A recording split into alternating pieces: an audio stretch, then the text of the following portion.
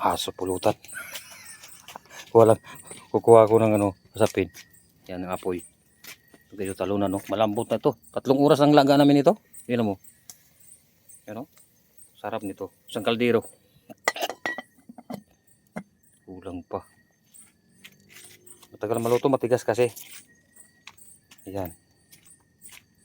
Ito ang aming Ricardo. Ayan, no? Ayan. Reno.